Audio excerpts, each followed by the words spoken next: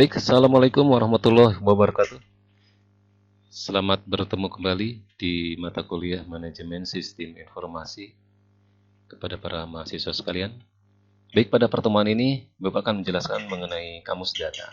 Ya, jadi dalam praktikum nanti kalian akan membuat kamus data yang merepresentasikan data yang mengalir di dalam DFD yang telah dibuat kemarin. Ya. Oke, definisinya. Jadi kamus data itu adalah suatu daftar data elemen yang terorganisir dengan definisi yang tetap dan sesuai dengan sistem. Sehingga user dan analis sistem, maksud user di sini Bapak tekankan adalah programmer gitu ya. Atau user yang memahami tentang sistem informasi juga ya. Yang mempunyai pengertian yang sama tentang input, output, dan komponen data store.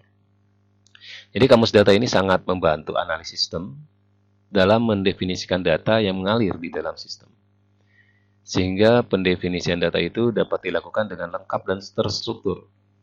Pembentukan kamus data dilakukan dalam tahap analisis dan perancangan suatu sistem.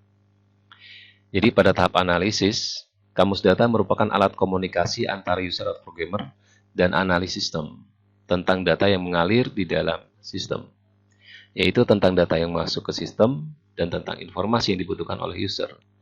Sementara itu pada tahap perancangan sistem, kamus data digunakan untuk merancang input, laporan, dan database. Ya, pembentukan kamus data didasarkan atas alur data yang terdapat dalam DFD atau tools lainnya, bisa proses bisnis, use case atau lainnya. Ya, semua data yang mengalir direpresentasikan dalam kamus data ini. Jadi alur data pada DFD ini sangat bersifat global, dalam arti hanya menunjukkan nama alur datanya, tanpa menunjukkan struktur dari alur data itu. Kalau struktur data nanti ada di dalam ilmu database tersendiri, bahwa untuk nama terdiri dari sekian karakter, harus diisi huruf, nggak bisa angka. Nah, itu masuk struktur data ya. Tapi kalau di sini belum sampai ke sana. Jadi untuk menunjukkan struktur data, alur data secara terinci, maka dibentuklah kamus data yang didasarkan pada alur data di dalam DFD. Di sini ada notasi atau lambang atau simbol di dalam kamus data. Ada 8 macam. Yang pertama, tanda sama dengan itu menerangkan terdiri dari. Kemudian plus adalah keterangan dan atau juga atau ya tambahan lain dari datanya. Kemudian ada kurung buka kurung tutup. Ini adalah pilihan opsional apabila suatu data itu boleh diisi boleh tidak menggunakan kurung buka kurung tutup ini. Kemudian kurawal buka kurawal tutup ini iterasi atau pengulangan. Nanti akan lebih detailnya akan diperlihatkan di dalam contoh.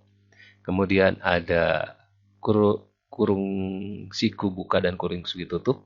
Ini adalah pilihan dari list yang ada. Pilihan, ya, opsi list yang dipilih. Gitu ya. Dan pemisah antara pilihannya itu ada dengan menggunakan tanda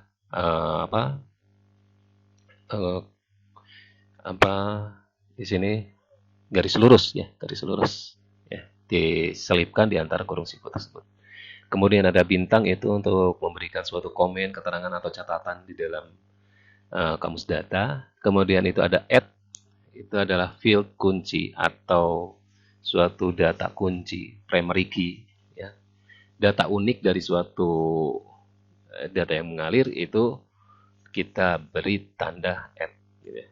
Yang membedakan antara data satu dengan data yang lainnya. Ini salah satu contoh data yang mengalir di dalam suatu sistem. Misalnya dari suatu entity atau entitas, dia mengirimkan data seperti ini. Atau sebaliknya, dari sistem mengirimkan data ini kepada entitas yang lain. Ya. Di sini ada contoh nota kontan. Ini biasanya terjadi di dalam jual beli ya. Transaksi jual beli. Diberikanlah nota kontan. Ini yang menandakan data transaksi yang terjadi di dalam suatu proses jual beli. Ada lagi contoh data yang mengalir di dalam suatu sistem. Misalnya akademik mengolah data gitu kan untuk proses pendaftaran sidang misalnya. Ada data yang harus diinput oleh mahasiswa ke sistem. Nah, di sini ada beberapa kolom isian yang harus diisi oleh mahasiswa. Nah, kolom-kolom isian ini ya, mengandung data-data tertentu. Nah, itu harus dibuatkan kamus datanya. Baik, kita langsung lihat contohnya. Cara penulisan kamus data. Nah, di sini ada nota kontan sama dengan. Ya, nota kontan sama dengan. Di situ ada tanggal plus NM pembeli plus toko pembeli plus nomor nota plus kurawal nomor plus KDBRG plus NMBRG plus dan seterusnya. Oke. Jadi di sini sama dengan adalah terdiri dari ya. Plus itu dan. Jadi datanya terdiri dari tanggal dan nama pembeli dan toko pembeli dan seterusnya. Ya. Lalu nomor nota adalah sebagai kata kunci. Ya. Jadi membedakan antara nomor nota satu dengan nota lainnya adalah dari nomor nota ini. Kenapa tidak nama pembeli? Karena bisa jadi dalam suatu transaksi seorang pembeli belanja lebih dari satu kali. Maka diberi nota beberapa kali. Untuk membedakan transaksi pertama dengan transaksi selanjutnya adalah dari nomor nota. Ya, gitu. Jadi membedakan ya, transaksi satu dengan transaksi lainnya adalah nomor nota di sini. Tanggal bisa nggak? Nggak bisa. Soalnya di dalam satu hari bisa jadi terjadi beberapa transaksi. Nama pembeli nggak bisa. Karena bisa jadi satu hari seorang pembeli dia belanja beberapa kali. Gitu kan. Tapi kalau satu nota, gitu kan, itu hanya satu transaksi. Gitu. Oke, kita rincinya seperti apa? Nomor nota kontan itu diambil dari, nah nota kontan ini diambil dari sini. Nama data yang mengalirnya, satu paket ini disebut nota kontan ini. Kemudian di situ ada tanggal, diambil dari mana? Nah, tanggal itu adalah dari data ini.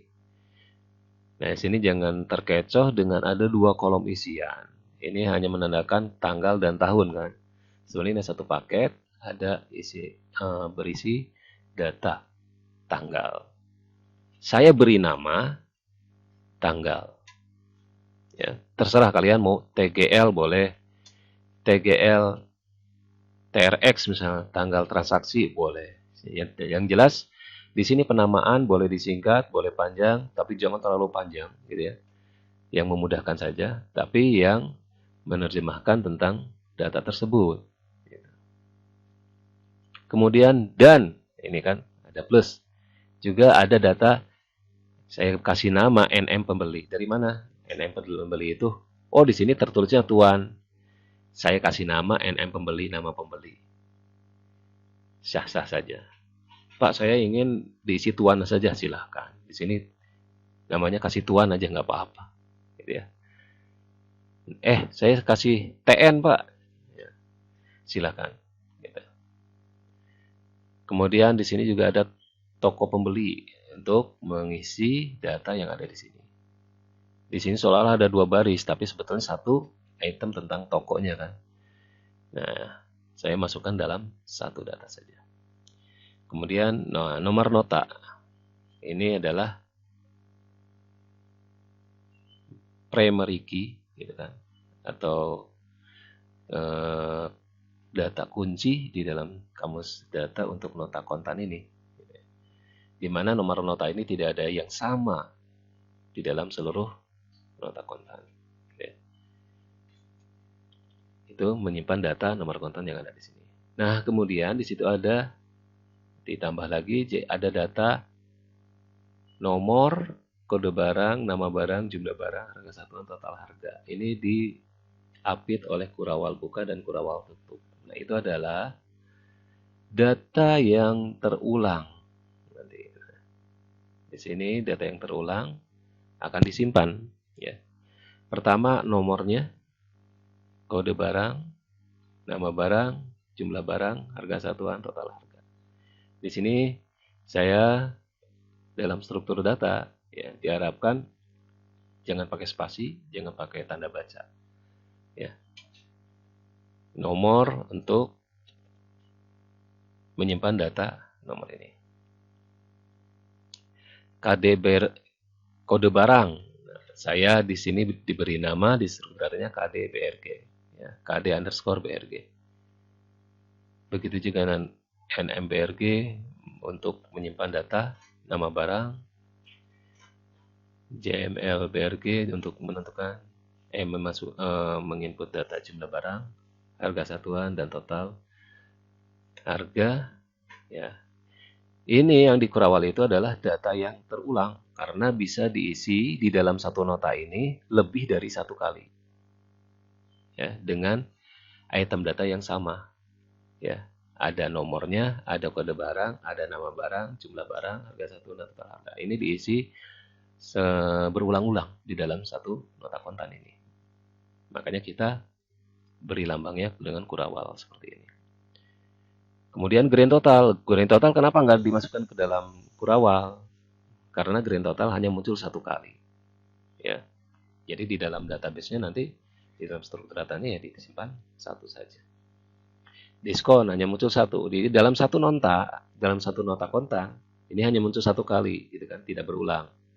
Cukup satu. Diskon juga sama, grand total juga sama munculnya. Ya. Sehingga saya masukkan untuk yang grand total, diskon, dan PT min disknya ini di luar Kurawal ini. Tapi yang Kurawal itu karena datanya terulang, ya. Bisa diinput beberapa data masuk ke sana. Oke, contoh yang selanjutnya adalah form pendaftaran sidang. Ini saya diberi nama form daftar sidang untuk satu paket data yang mengalir, ya, namanya form daftar sidang. Di situ terdiri dari nama lengkap plus @npm.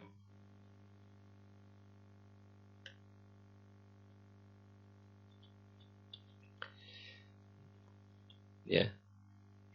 Nama lengkap di sini plus @npm. Di mana npm ini untuk membedakan formulir satu dengan formulir yang lainnya. Karena mahasiswa ya mengusulkan ini hanya satu kali, ya. Pembeda formulirnya. Kenapa nggak program studi?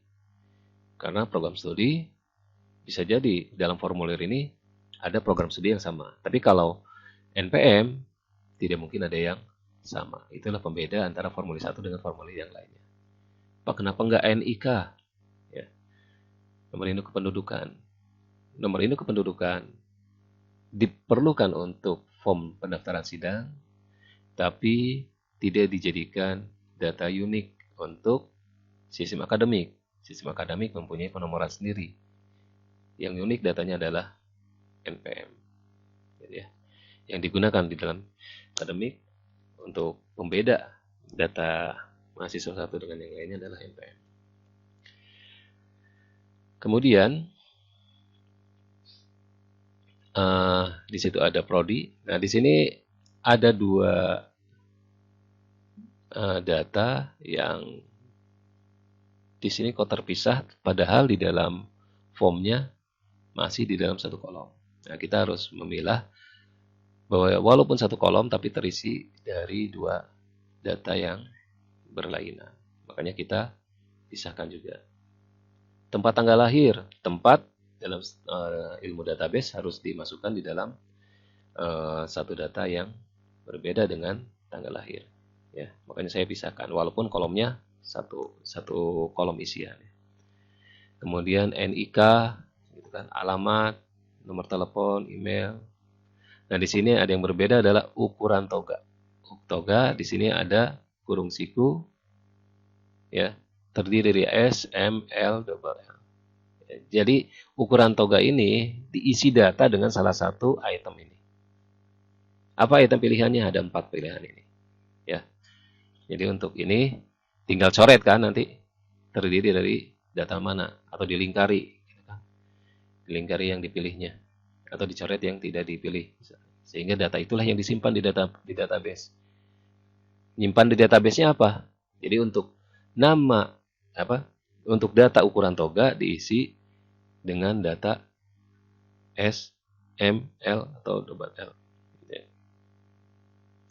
Nah, kita masukkan datanya dengan data ini, salah satu dari 4 item ini, tapi dimasukkan ke dalam data ukuran toga. Ukuran toga itu wadahnya, bisa dibilang seperti itu. Ini isinya. Tapi isinya terbatas, hanya 4 macam ini. Di luar ini nggak bisa diisi. Jadi ukuran toga nggak bisa diisi D, diisi S, diisi R, diisi Y, nggak bisa, gitu ya. Hanya 4 pilihan ini. Kemudian di sini ada judul IND, judul Indonesia, judul Inggris, di tanggal daftar, ya, untuk mengisi data-data yang di sini, ya. Kemudian di sini ada pendaftar. Walaupun tanda tangan, kita tetap masukkan. Pak, bedanya apa sih? Ya, yang udah ditandatangan dan yang belum. Di situ hanya ada status kan. Statusnya antara sudah tertanda-tangan atau belum. Gitu. Dan nanti di sini akan terlihat. Ya, kolom isian ini udah terisi atau belum. Kita di dalam database hanya kamus data yang boolean istilahnya. Ya. Atau hanya status betul atau salah. Hanya dua pilihan, terisi atau tidak gitu. Kemudian di situ ada approval, Kasubag, program data dan evaluasi. Ini juga statusnya apakah udah jadi approval atau belum. Oke, demikian contoh tentang kamus data. Demikian, terima kasih. Assalamualaikum warahmatullahi wabarakatuh.